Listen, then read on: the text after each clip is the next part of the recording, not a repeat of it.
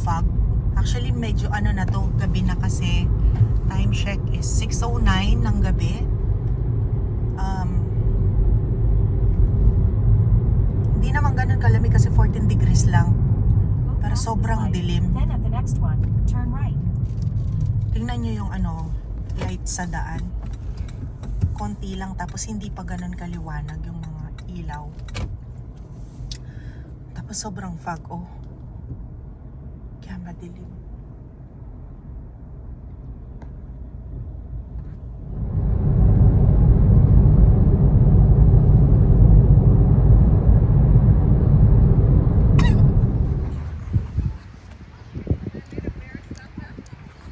Hey guys, nakabalik na naman kami sa park. Today is Saturday.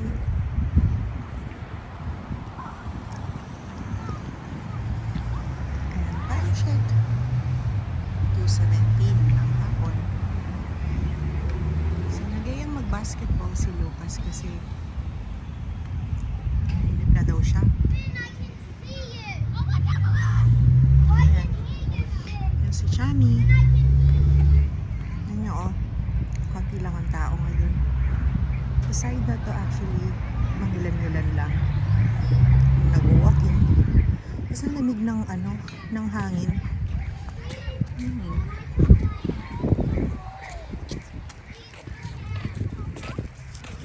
Doon sa side na yon, merong magpa-practice.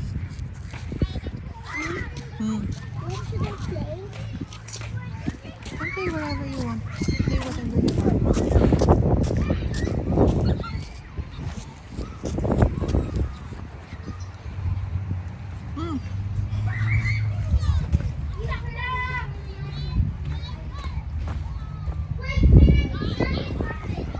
Wait, it's a big swing.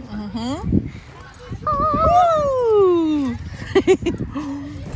If I was you, I went to pee.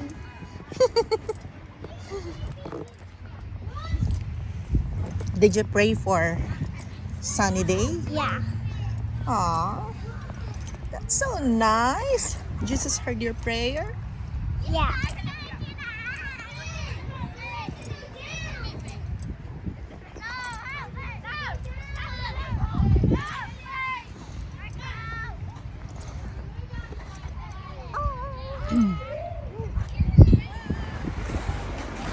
Ano yun yung magdaddy?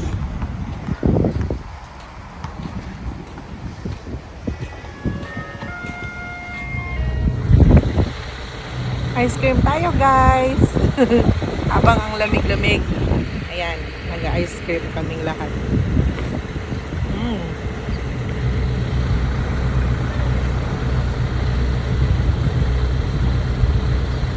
So yummy. Hi guys, ang lamig-lamig. Here's Chami again with me. Oh my gosh, my glasses.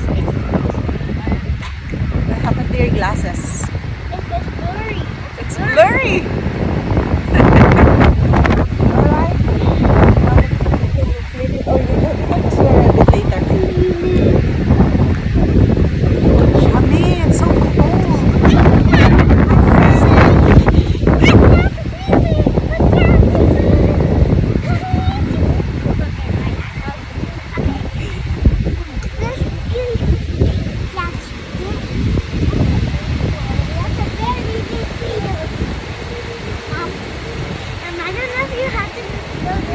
What?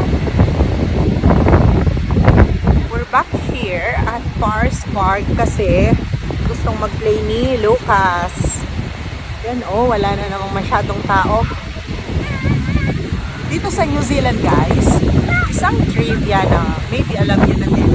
Mas madami ang population ng baka kaysa population ng mga tao dito. Ay, champ. Okay, mommy. Okay. Ah. We're in the super big deal.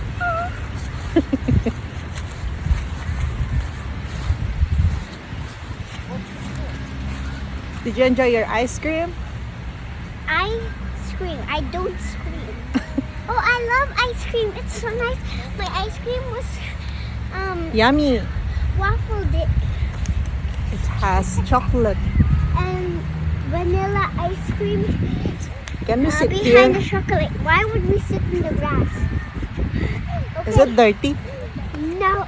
No, it's not? There's so much work. Those are bees. Bees. There are no bees here. Those are. No, Mom, don't go that way. That's Why? weird. Those are birds, not bees. Why are they yellow and blue? They're not. Bees are not that big. Bees are very tiny. Bees are. Okay, Guys, Mom, alam nyo ba, meron tayong don't go to that side. Okay? maliit Don't na go to game. the birds. Yan. Although ito na vlog ko na rin siya sa dun sa isang channel ko na hindi na ako nakakapag-upload at this time. Pero Oh, it's I'm trying to play with you. scared. I'm scared. Mom! It's playing with you.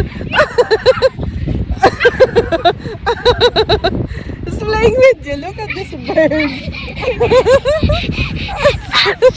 It's playing with you.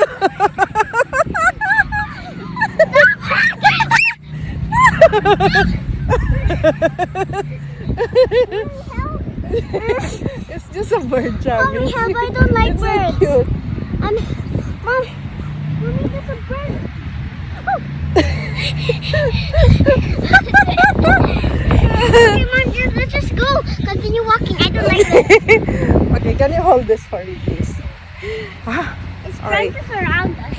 okay, so, ang game natin, guys, is that I'm gonna give you a set of questions. Tapos,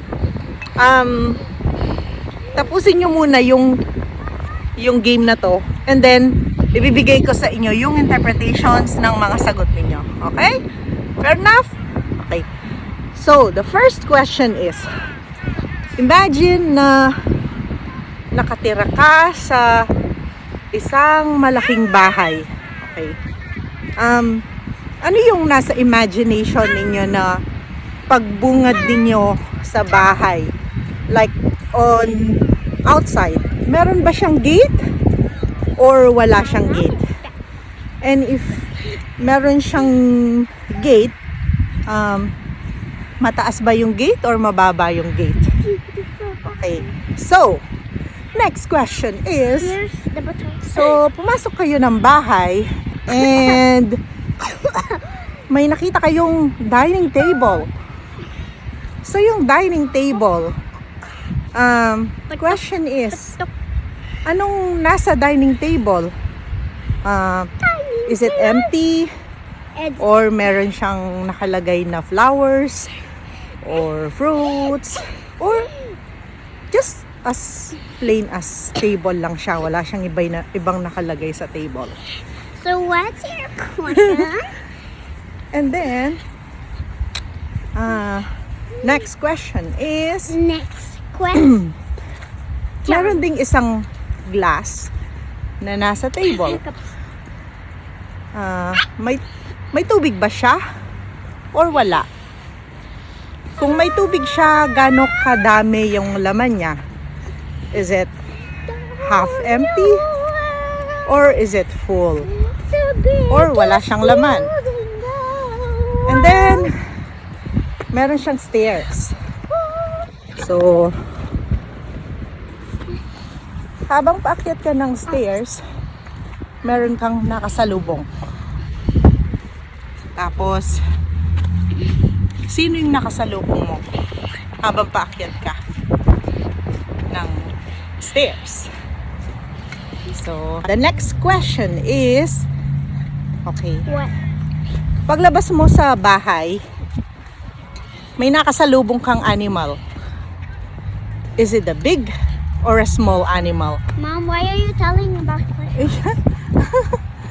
And then, yung animal na yun, nung nakasalubong mo, nung ginawa niya, is there any reaction from the animal towards you o wala? Kung meron, anong reaction ng animal? Are you okay? Let's go back. Little Chubby So, sasagutin na natin ngayon yung interpretations ng mga sagot nyo sa mga questions ko. And I think yung ano na to is hindi lang siya talaga game. Meron siyang psychological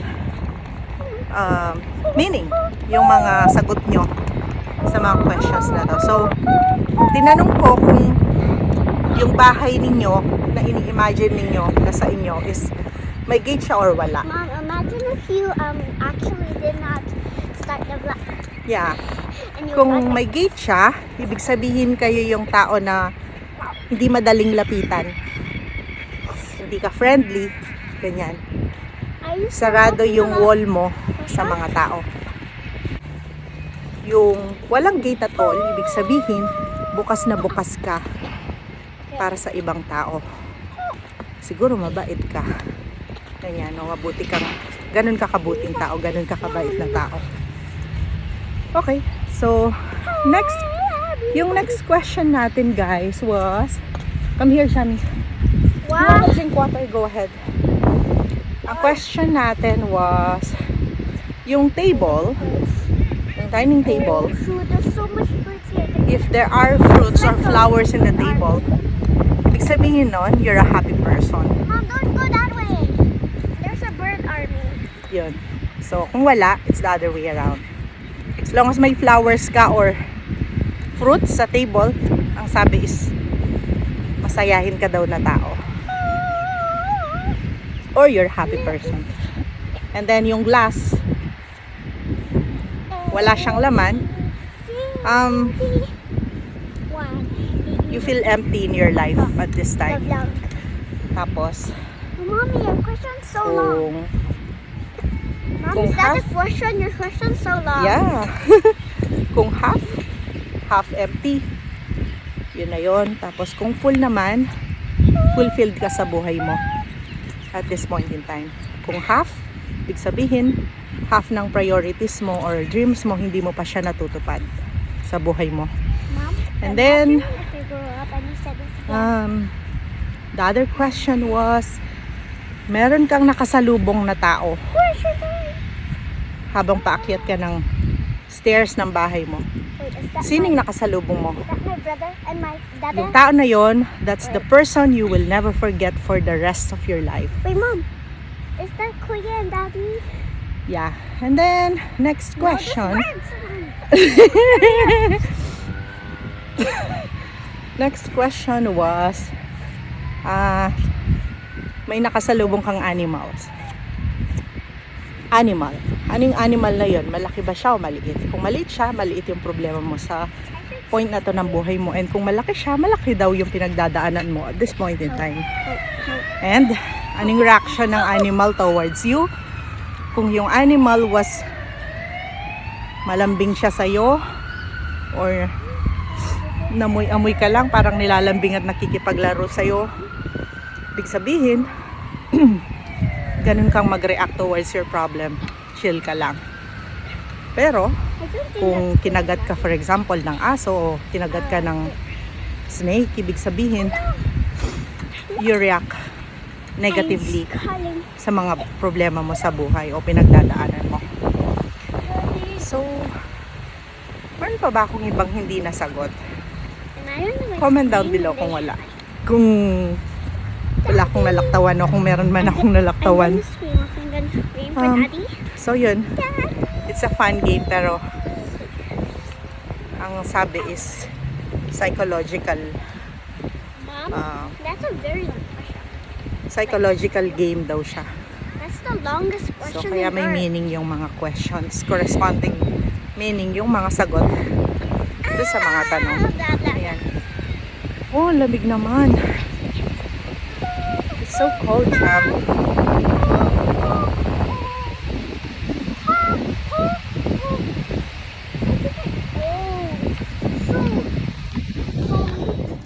Hey guys!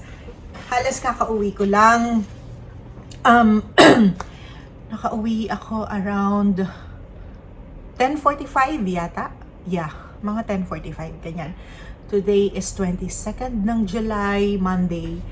And supposedly, naka-work from home ako. However, meron kaming sort of like induction of new employees sa government sector. And dun sa sector kung saan ako nag-work, merong program doon na by batch kami, nakaschedule, and nasa sayo kung kailan mo gusto makasama for that induction program. For example, nag-join ako nung December, and then merong schedule ng induction last March, and then July, and then yung next I think is September pa lang or December. Alam ko 4 eh. And yung una, hindi ko siya inattendan yung March kasi sa Wellington siya.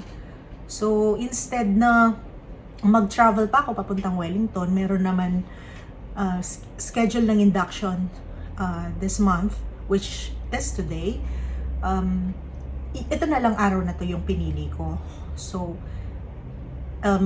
the event was held in their it's sort of like a temple dito sa New Zealand.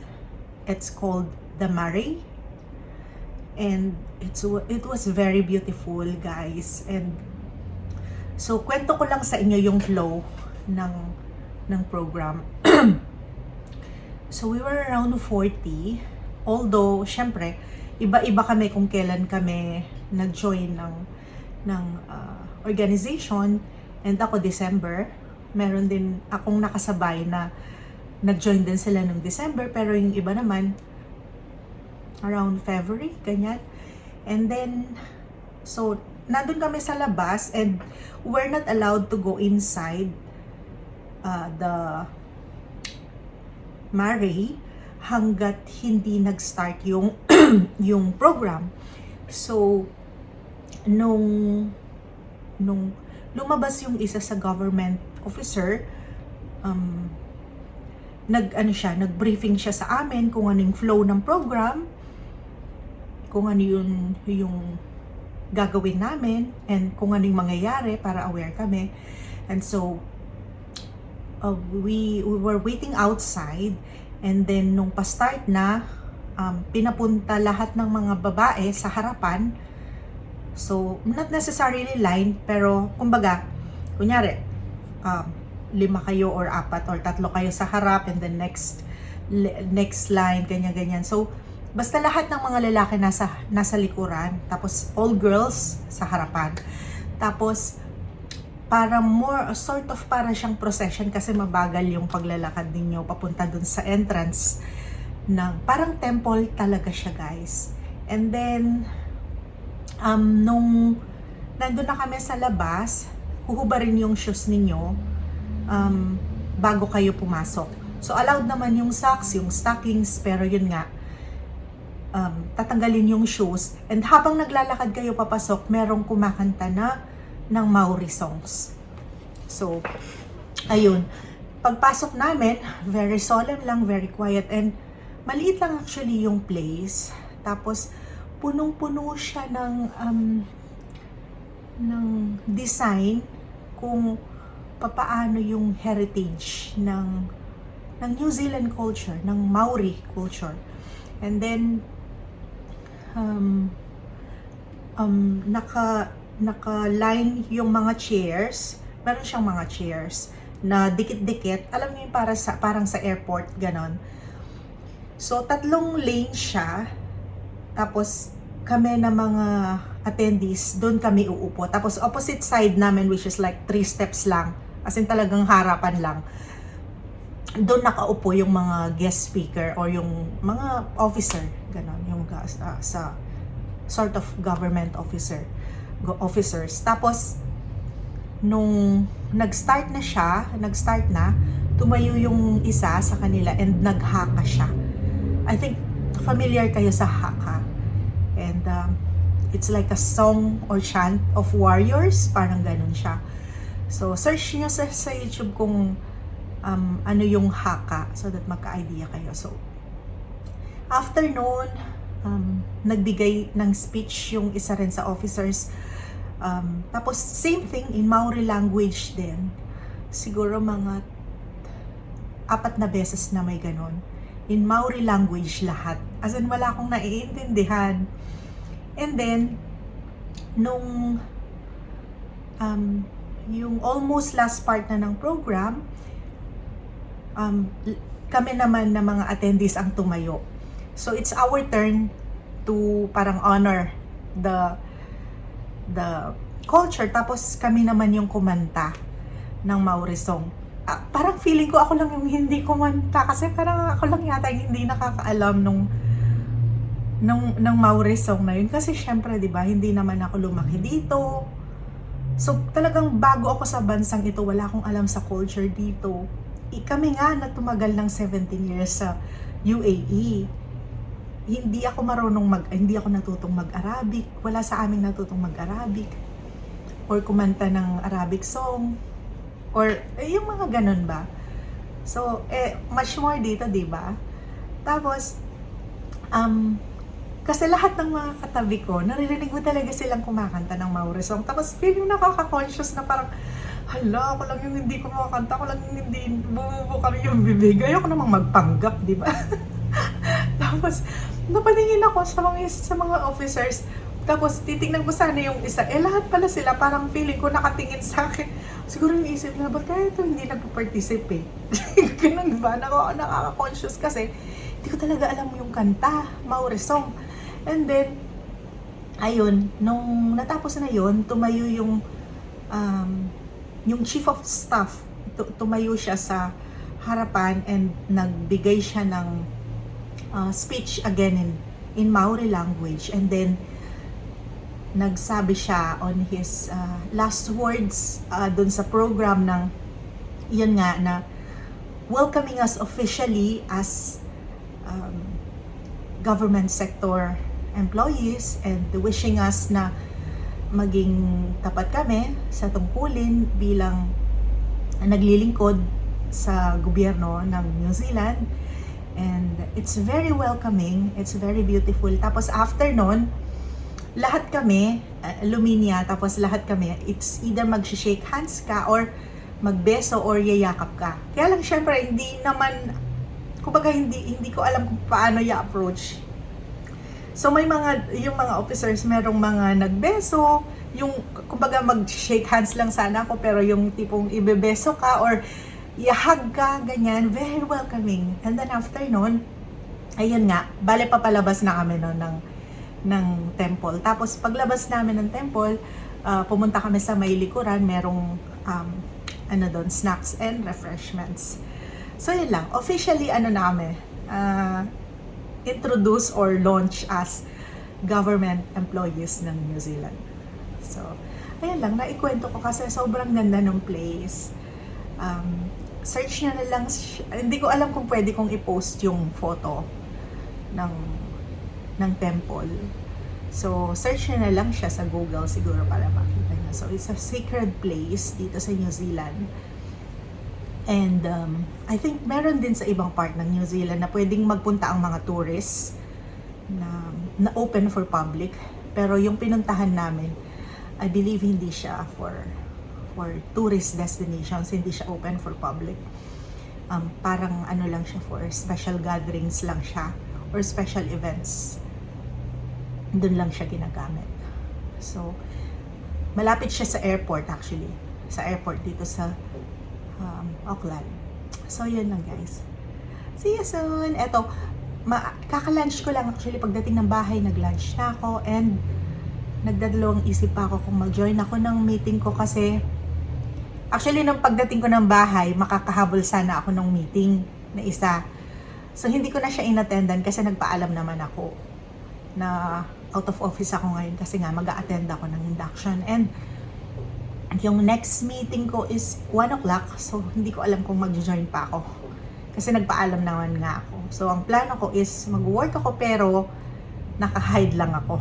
Para walang masyadong mangulit sa akin for the day. Ayan lang guys, naikwento ko lang. So, eto na. Start ulit ako ng work. Bye! Hi guys. Time check. 5:40. Sabi ko na nga ba kapag may ganyan na hindi ako agad nakapag-start mag-login. Yan.